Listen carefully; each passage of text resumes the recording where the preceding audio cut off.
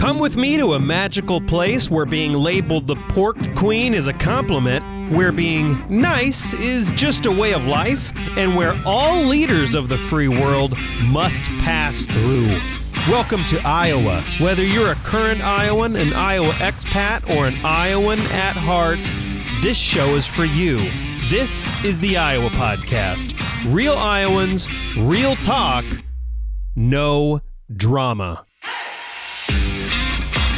From the Brady Dental Care Studio, I'm Justin Brady, and today I'm joined with Jarad Bernstein, the Executive Director of the Jewish Federation of Greater Des Moines. Jarad, I've known you for a while, and thank you so much for coming into the studio because I have no doubt this is an extremely difficult time for you. So thank you so much for being here.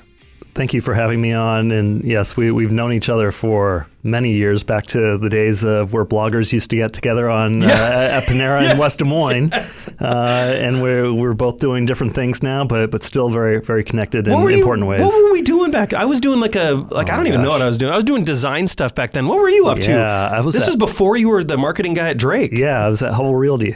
Yes.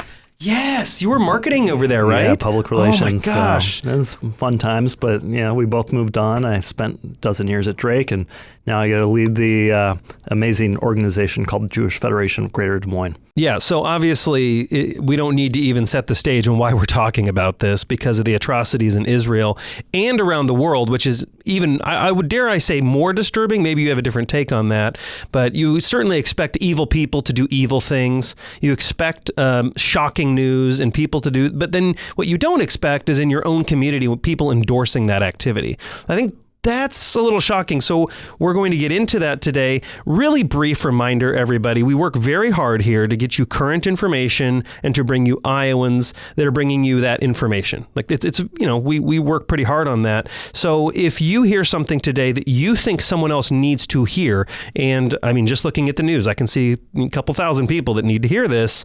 Please share this show. It's very easy to share. Just search for the Iowa Podcast on Apple, Spotify, iHeart. It's everywhere. It is literally everywhere. So make sure to share it. So Jarad, again, thank you for being in here. I think the best thing to start is what's the current status? Obviously, Hamas was this last week now. Yeah, Saturday morning. Attacked Israel, killing thousands of civilians, not in a military attack, just killing families, women and children, civilians, as many as they possibly could, as fast as they possibly could, invading Israel. What's the current status of everything on the ground? Yeah, so first, we have a half hour here, which is both a good amount of time and not nearly enough time to encapsulate all that is going on. And we might go additional if we need to, if that's okay with you. The number of stories of just immense suffering, of barbarity, but also of hope and heroism that are coming out right now are incredible. So as of this morning, more than 1,300 Israelis have been killed, including at least 220 soldiers, 22 U.S. citizens, and over 3,300 wounded. That's as a result of the attacks that you mentioned, which include more than 6,000 rockets that have been fired from mainly civilian areas in the Gaza Strip toward civilian areas in Israel. The enemy here, Hamas, is specifically targeting civilians in incredibly disgusting, barbaric ways. There's no other way to describe it. And the problem with what's going on now in the war that has started as a result, Israel must remove Hamas, must take care of the situation. But Hamas is so cynical, hiding amongst civilians. You may have seen the news last night where Israel has issued a warning to those in the northern Gaza Strip where over 1 million people live to leave the area, to go south in the Gaza Strip so that the military can come in and clear out Hamas. Hamas in response is telling the people in Gaza, don't move. Right.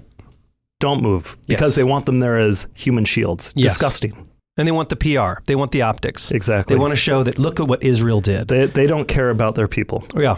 Period. And what's incredible about this, because I've been digging into this for the last week, trying to do proper research because I don't want to sound like an idiot and have information that's incorrect.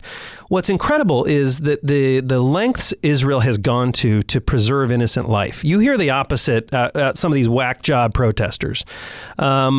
But they have been calling cell phones. They've been using every piece of tech they know. They drop little mini bombs. I've heard of like little mini vibration bombs on buildings to alert civilians, hey, we're going to hit this place. You got to get out. They have all these methods to try to get the information out. And like you said, despite all these methods, Hamas says, no. You got to stay there. You got to stay there because they don't care about their own people, which is insane. I don't think that's not being reported. Absolutely. And not every Palestinian supports Hamas. Right.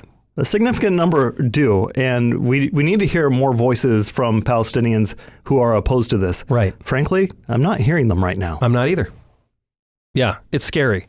So just like the Iron Dome alone, exists because just think about it for 5 seconds, people. The Iron Dome, for those that don't know, maybe you should describe what the Iron Dome is.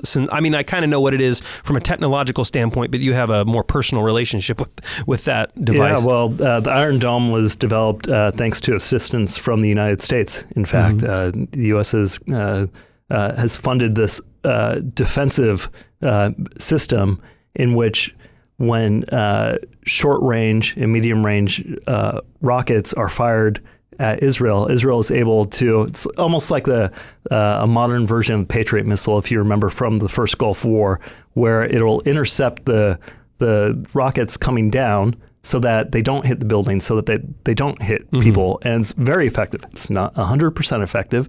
And even when it is effective, shrapnel rains down and can cause injuries, but not nearly the amount of devastation that would happen if 6,000 rockets were to hit a residential area.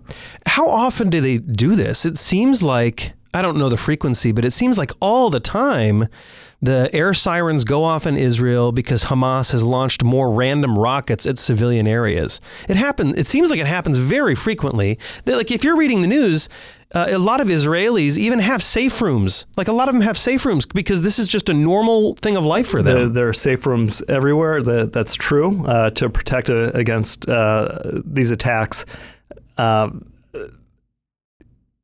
Recently, just overnight, there was a lull in the rocket fire. And there's a little bit of a debate in the intelligence community right now. Is that because Israel's response in Gaza is being successful? Or is it Hamas is trying to kind of hold back and reserve their artillery, their inventory of these rockets? So that's to be determined. But I do want to say something about those safe rooms. There's not just evidence. There are reports on American cable networks after the initial attacks. These safe rooms exist outdoors too. For instance, at bus stops or in communities, so that you can hide from rockets coming in. There were a number of incidents where people went to hide in these shelters. Hamas terrorists came in, went specifically to these shelters, and went inside and shot them up and threw grenades inside to kill the people hiding in there. Yeah. Just disgusting tactics. Right. It's one thing to target civilians, which is bad enough. Right. It's another to do the kinds of things to these civilians that you just, it's so hard to hear the reports and see the evidence of what they've been doing. It violates war. It sounds weird, but it violates, I think it's the Geneva Convention, right? It's like, hey, if you're going to combat another army, which Hamas is a terrorist organization, but if you're going to, you have to wear proper things. You can't target civilians. You can't hide behind human shields. You can't put your artillery near hospitals and schools and mosques, right? But that's exactly what Hamas does. That's where they hide. That's where they hide their military. That is exactly what they do. And so there's you look at it from an Israel perspective, and it's like if you're firing rockets all the time, and we can essentially are relegated and minimized to the fact that we can only defend by shooting other rockets to intercept these rockets. We have safe rooms to hide in, and we can't even attack where these rocket positions are because Hamas intentionally puts them next to schools, next to mosques, and next to like hospitals.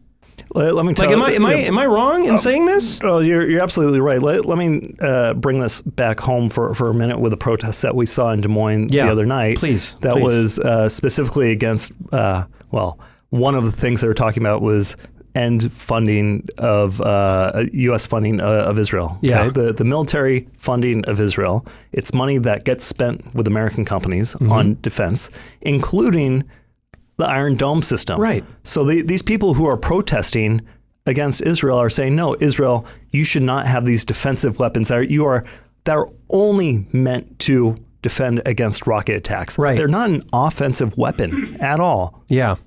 Yeah, it's wild to me. I don't know the full state of the Palestinian-Israel conflict, right? It's not crazy to me to understand why a certain people group would want freedom or something like that. Not crazy. What is crazy is to see the justification of killing innocent people. And I don't want to be too graphic, everyone, for listening, but I am going to say something that's a little graphic that if you have kids, you should probably cover their ears. But I'll give you just a second to pause this. But what is graphic is burning people alive in their houses, families, unarmed families, civilians, and chopping infants' heads off. Like that, I don't understand on what planet that's acceptable. And as a result, you can understand why Israel's taking the actions it is right now to once and for all get rid of Hamas. They don't have another choice. There is no other choice. But despite this, you're probably very aware of this more than I am, but there have been pro-Hamas protests. These are not Palestinian freedom protests because of some of the language people are using there. Speakers are using there. One in Philly, I think this is Philly. I don't know where all these are. Frankly, I don't care. But applause for Hamas for a job well done. Let's give applause. When they woke up in the morning, he's talking about Israelis and the Jewish people. When they woke up in the morning and they found the field hands in the house with a knife ready to cut their effing throats, I smiled. And then another quote, from another protester, every person that died yesterday was not innocent. This is... And even if you look at Hamas's, they have documentation of their structure, which is kind of weird to me, but they actually put in there that one of their objectives is to kill off and end Jewish people. Yeah, not just Israel, Jews. Yeah. It's and this at these protests, where's the outcry for that? Let me tell you, so much news coming in, so many terrible stories. But on this point of protest, I saw images last night of a protest in Washington, D.C. Where was it? Was it the Israeli consulate? No. It was outside the Jewish Museum in Washington, D.C. It's insane. They're not targeting Israel. They're not upset with Israel. Of course they're upset with Israel. They're upset with Jews. They want to kill Jews. Right. Period. Why else would you be protesting outside the Jewish Museum? Right. End of story. Yeah. And these are Americans. Yeah. Thank God it's a small percentage of Americans. Yeah, and it is... Thanks for that distinction, because it is a small percentage of nuts and evil people. Evil is definitely real. We've always talked about the bipartisan nature of the U.S.-Israel relationship. Israel and America being linked hand in hand, a bond like no other in so many ways, from economic, cultural ties, anything you can think of. But to hear, with very few exceptions, everyone in the highest echelons of the U.S. government speak out, not just in support of the Israeli people, but forcefully, looking at all the words that President Biden has said since Saturday, looking at all the words that the Republican presidential candidates have said, looking at all the words that almost every member of Congress has said. Yeah. the status of the U.S.-Israel relationship is strong. Yeah. And we're going to talk about that because Iowa is actually a very good friend to Israel, which is interesting. You shared some great factoids. But I want to be very clear with people. Like there is an interest there. Well, there are a few things. First of all, is this essentially Holocaust 2.0 denial that we're seeing form already? Because I'm starting to see narratives form like Hamas isn't actually doing this. This is all fake news. Now, keep in mind, Hamas shared these images themselves. These were not shared by the IDF. The reason we have some of these videos of insane things that a lot of social media companies are trying to take down because of the graphic nature, the reason we have this is because Hamas shared it. And we're still seeing people say, no, it's all fake. This doesn't. Are we seeing Holocaust 2.0 deniers right now? We are seeing revisionist history being made live. Yeah. And I don't know what more can be shown, what more can be said. Listen to the survivor stories. Yeah. Okay? Listen to the stories of people who went in to rescue. These firsthand accounts are very real, very sobering, and we need to listen. You cannot turn your head away. Right. Without understanding the absolute barbarity of the situation, you won't understand the response from Israel. And there was something interesting you shared with me ahead of time. It's absolutely. I think there is something in all of our heads that says eventually society gets to a point where being barbaric and acting like an animal is a thing of the past. Right? I think we look at the Nazi regime. I think we look at like Stalin. I think we look at Mao. And I think we in some ways say we have evolved enough as a human race. We are sophisticated enough and connected enough and caring enough where we don't do those things anymore. But that is absolutely not true. Clearly, you need to daily fight evil in this world. Otherwise, evil takes over. You shared this with me, which is even more chilling to what you were saying earlier. This is definitely anti-Israel, but this is many want to eradicate the Jewish people. There's no bones about it. There's no debate here. These groups themselves are saying this with their own lips. But you mentioned that there's this anti-Jewish sentiment talking about 75-year occupation. That's, as you pointed out correctly, that's 1948. What's wrong with this statement? Something is severely disturbing about this. Yes. When you hear people say that Israel has been oppressing and occupying the Palestinian people for 75 years to 1948, that's the year that Israel as a modern state was founded. That statement right there is saying Israel should not exist. Yeah. Period. Yeah. There's no negotiation from that point. Right. We used to hear... And that's modern state, by the way, so clarify that for some people, because that's not even borders.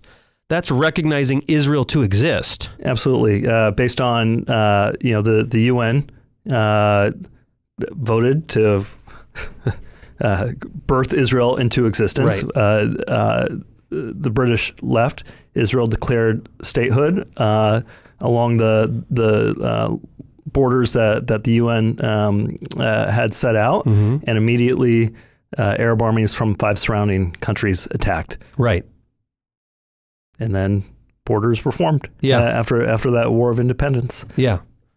So it's, like I said, it's essentially that chant, that sentiment, and correct me if I'm wrong, but that's basically a strong indication that they want the Jewish people to end, correct? Or to at least not exist in that part of the world. Right. And that's our home. The Jewish people are indigenous to Israel. Yeah, right. Israel as a modern state. There's a lot of history that's not deniable. Yeah. Israel as a modern state may have been founded in 1948, but for 3,000 years, we've been praying toward Jerusalem. Right. You were kicked out of Jerusalem. There's been history over thousands of years. Right. That land, that holy land, has never been, has always been part of the Jewish spirit, of the Jewish mind, and it was a modern miracle in 1948 that once again, after nearly 2,000 years, we controlled our own destiny in that space. Yeah. So talk about the Iowa response, your friend's response. I think when things like this happen, it's so jarring and shocking to people and hard to believe, not in the sense that they don't believe it, but just hard to believe this could happen in this day and age. They don't know how to respond. They don't know what to say. So we'll talk about the Iowa response. We'll talk about the Iowa relationship. But what can people do? Are they supposed to reach out? Should they stay silent? What can, to their Jewish friends, to their Israeli friends, what are people supposed to do? What is the best practice there? Yeah, do not stay silent. Do not stay silent. Reach out to your friends, check in on them, tell them that you're paying attention and that you care, and that you are there to support. And that means so much. So that's one thing you can and should do. Okay. Step 2 is paying attention. Do not turn your head away from the news. Yeah. Okay. You don't have to look at every single image that comes out. I think you might go nuts if you did. Yeah. But you have to have a full understanding of what's going on in right now to get the context of what will be happening. Okay. 3, if you want to support on the ground, there are direct ways that you can help the victims, that you can help rebuild, that we are, as a Jewish Federation, as a Jewish Federation system, are raising money for. Yesterday, it was announced that Jewish Federations of North America, of which we are a part, there are about 140 of us around the country, have a goal of $500 million to raise. Speaking with the co-chair of that campaign, said, we know that $500 million won't be enough, but it's a start. Wow. Okay. Our federation in Des Moines, from our Jewish community, anyone can donate, and we will seek donations from outside the Jewish community. But the response, from at least this perspective, has been heartening. It's been quick. And good. As of right now, we've already raised more than $400,000. Good. And is that locally or locally? Locally, $400,000. Excellent. And I'll make sure we're going to hit that at the end here too, to get the website in there and everything like that. So currently, just in the metro where the studio is, Women of Achievement Bridge downtown has been lit blue for Israel. The Polk County Courthouse will be lighting up blue to support Israel. These are things you shared with me, obviously. Polk County in West Des Moines will soon pass resolutions in support of Israel. And the other announcement is the repairs to the Holocaust Memorial. Now, this has been out of commission for months. Will be done here. Is it next week, Wednesday? Yeah, so we are in the Brady Dental Care Studio in the East Village, walking distance. Yeah, it's true. We can walk there, yeah. Walking distance from the Capitol, the West Terrace, where 10 years ago, almost to the date 10 years ago, we dedicated a Holocaust memorial that serves 3 purposes: to memorialize those who were murdered in the Holocaust, to honor those survivors who made their home in Iowa after the war, and to honor those Iowans who liberated concentration camps. It's my understanding that on a per capita basis, there are more Iowans in that position who liberated camps than any other state. Iowa, weather being what it is, there was the memorial itself wasn't holding up so well, and the state allocated $100,000 in last session for repairs. Those repairs have been completed. The installation is just about complete, and next week on Wednesday, we will be rededicating that important space. With Governor Reynolds in attendance and speaking. What I think it's New York City today has mandated, I don't know exactly the terminology in law enforcement, but they've mandated all active officers to be present today and on duty for, again, I don't know who's calling for this. I think it's a leader in Iran maybe calling for this, but for a day of jihad all around the world. And so again, it's one thing to have some conflict in another country, I'm just speaking generally, that, you know, is atrocious, but you're kind of removed from. It's quite another for that to be in our own backyard, as it was a few days ago with that protest in Coles Commons. In our own backyard, people seeing no problem locally with trying to end the Jewish people and attacking Israel, seeing no problem with that. Is there fear? Obviously for the Jewish people, I don't mean to be crass. We were talking about this earlier, but this is not your first rodeo. This has been your history for thousands of years. But is there fear even locally of being targeted? Because I can't imagine what it's like just to walk around and be a target. I don't know what it's like to live that way. Is there fear in even here in Iowa? Security is something that we as a Jewish community in Iowa take very seriously. Yeah. Period. There's at our facility in Waukee, there's all kinds of measures in place, both visible and not so visible. Mm-hmm. We have support of local law enforcement, state law enforcement, national security apparatus. It's something we take seriously, and we are when something like this happens globally, we take notice and make sure that we continue to be protected. This Day of Rage that you mentioned, Day of Rage, yeah, is something that we are taking seriously. Yeah. I want to be clear: we've been advised that there are no specific threats that have been made anywhere in the U.S., including our community. That being said, we are aware. We're taking precautions as anyone would. And I know the precautions that some are taking around the country are different than here, but we're taking precautions that are in line with our community. Yeah, and obviously you don't have to speak about what those are. That's not important. It's now is a very good time to reach out to your Jewish and Israeli friends and tell them that you support them. What can I do? How can I help? And just like, I imagine that they're not going to say, yeah, could you come to my house and set up a perimeter with barbed wire? I mean, I imagine what is helpful is just to know that they're seen. Like when you're being targeted by a community, like you said, a very small group of terrorists, even some over here, just to know that you're not alone and just to know that people see you and they're ready to help in a moment's notice. I think just that, correct me if I'm wrong, I think that goes a long way. It does. And I want to point something out that you separated Jewish people from Israelis, which is correct and incorrect at the same time. Correct me. Yeah, please correct me. Correction. This is what this is for, so please correct me. Yeah.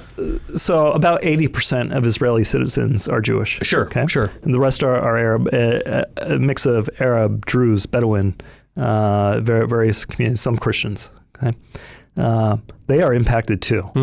Some of the stories of heroism that we're seeing come to the fore right now involve those communities. They consider themselves Israeli. They are just as disgusted. A large number of Arab Israeli nurses in Israeli hospitals who are, without being asked, volunteering for extra shifts, coming in when not being asked. Story that I heard from the driver of a minivan, a Bedouin man who was taking partygoers to this rave in Kibbutz Be'eri, where we saw 260 innocent civilians brutally murdered. And there's more to say there. He could have just stayed at home. Okay? He went back for the people that he took there. His story of heroism of under fire, grabbing as many people as he could and getting them out of there, and telling of his other two friends, also Bedouin, also many bus drivers, did the same thing. They did not survive when they went back in. So, I want to be clear that this is this impacts all Jews around the world and impacts every single Israeli, not all of whom are Jewish. So for those listening on the podcast later, we are live streaming this on X, and I do want to be respectful of your time. We're approaching 30 minutes. But I do, if you have a little extra time, can I ask you a few more questions? Absolutely. Okay, so no, I appreciate that. I think a lot of people here, and obviously I appreciate the history lesson, because I think a lot of this bizarre protest behavior we're seeing is because people have been severely misinformed. And I appreciate you being extremely level-headed about this, by the way, which is unbelievable to me, how you can be so level-headed. But I think we're seeing so many people that are extremely misinformed, which is why it's very important to you don't have to share the show, that's fine, but at least share this information. Do a quick history lesson, share that with the friends that are either that believe some wacky stuff. But I want to move on to something that is absolutely fascinating you shared with me about not just the U.S. relationship with Israel. And like you said, President Biden's remarks that the U.S. will back Israel. We're here for you. That's not changing. I'm sure for the Jewish community, it's very good to hear that. For the Israeli community, it's good to hear that. But the Iowa relationship is actually quite significant. And obviously our governor just got back from Israel from a trade mission there, right? She did. There are many areas where Iowa and Israel can collaborate that are expanding on collaboration, economic ties, cultural ties, people ties, and it's been very successful, whether it comes to ag tech, to insure tech. Sometimes people forget that Israel is an amazing modern miracle of an economy, and it's not just oranges and making desert bloom anymore. Yeah, so Israel is an innovator when it comes to drip irrigation that is helping grow crops in places around the world that wouldn't otherwise be able to grow crops. Of course, the tech scene in Israel is outstanding. It's crazy. It's absolutely crazy. People every don't major know high that. tech company in the U.S. has huge R&D operations in Israel. And the Iowa, there's room for business to happen between Iowa and Israel. And you shared this with me. Since 1996, it looks like exports are nearly at $1 billion from Iowa to Israel, which is crazy to think of. Just one state. That's crazy. One of my clients... It's not...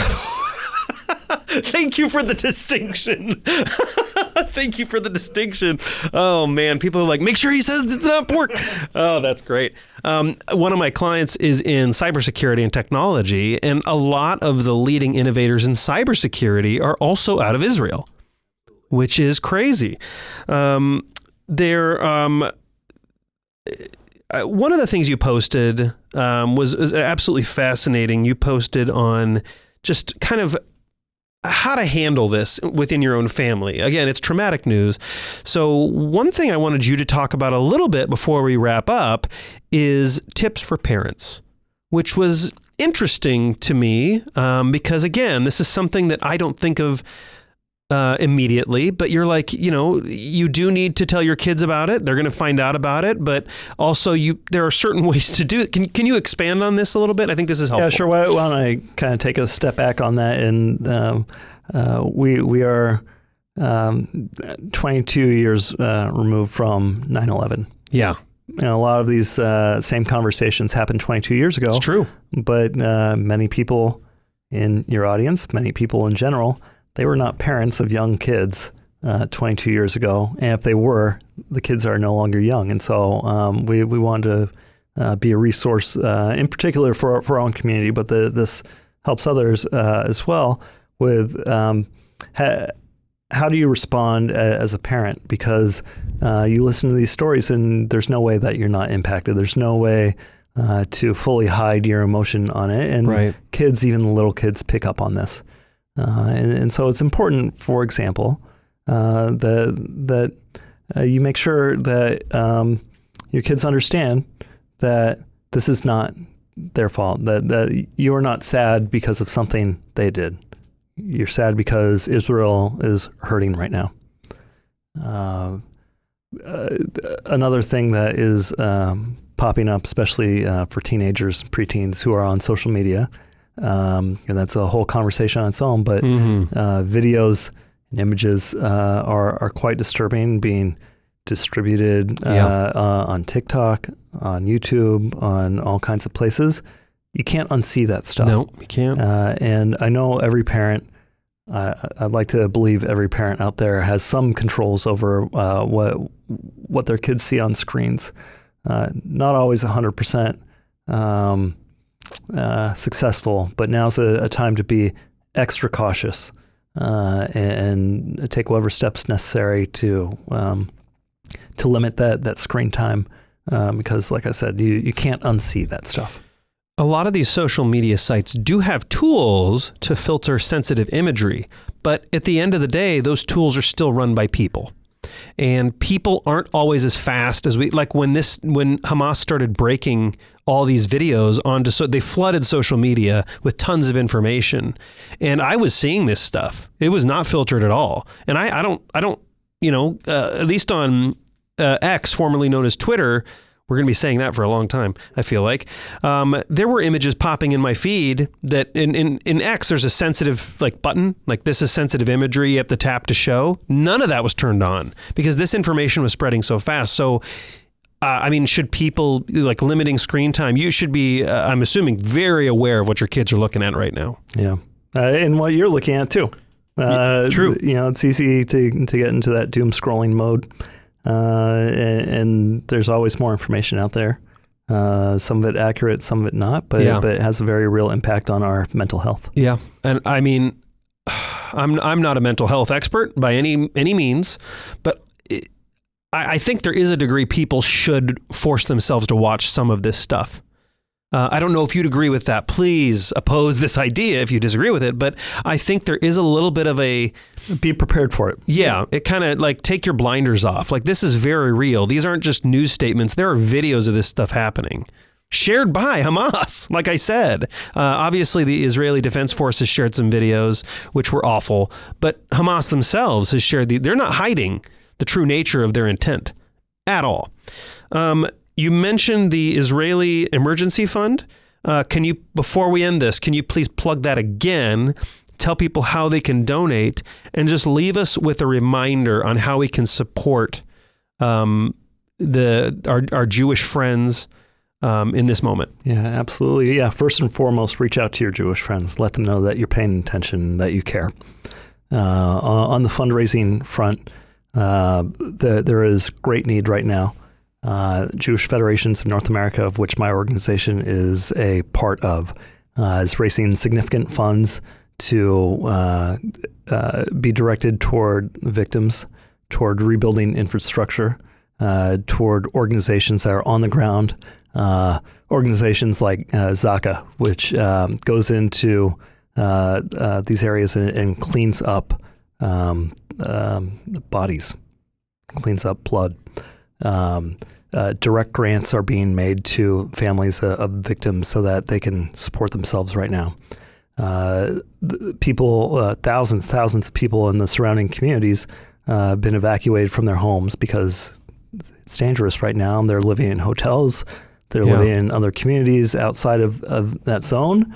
And that costs money too. And so we're supporting that. Just yesterday, the initial grant to these organizations from what we have raised nationally was made in the amount of $10 million. And so that those funds are already being put to use. A lot more funds are needed and will be put to use to help with that effort. If you're able, whether it's a donation of $18, which has significance in Judaism of meaning life, or thousands of dollars, you can go to jewishdesmoines.org. And there's a link on the homepage to what's going on in Israel right now. And there's you can donate with a credit card. And for all those listening, I know a lot of our listeners listen when they're in the field. They listen when they're driving. They listen on their commute. They listen when they're flying. Wherever you are, We will put all of those links at iowapodcast.com. It'll be very easy to find. If you check this within about a week of publishing, it'll be on the homepage right there at the top.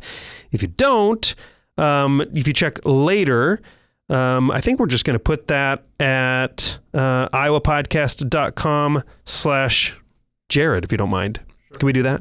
Easy to find. Jarad, for those that don't know. iowapodcast.com/Jarad. We'll make sure to put it there so it's easy to find. Even when it's not on the top page, I want to make sure people can get right to it. Jarad Bernstein, Executive Director of the Jewish Federation of Greater Des Moines. Please plug the website one more time, please. Yeah, jewishdesmoines.org.